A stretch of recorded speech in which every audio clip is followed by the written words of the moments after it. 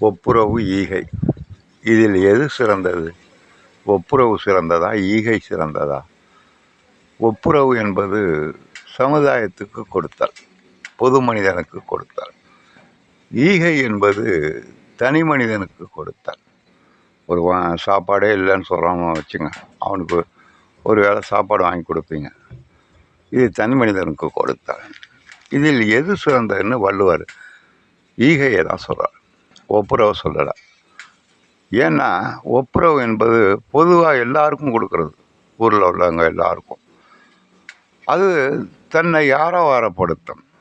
மனத்துக்கண் மாசிலனாதல் அனைத்து மரன் ஆகல நீரப்பற. தன்னை ஆரவாரப்படுத்துவதற்கு, தன்னுடைய தனித்தன்மையை காமிப்பதற்காக பொதுவாக தெரியாமல் ஒருத்தனுக்கு கொடுக்கறது ஈகை. யாருக்குமே தெரியாது, அதுதான் பெஸ்ட்டு அப்படிங்கிறாரு வள்ளுவ பெருமான். அதில்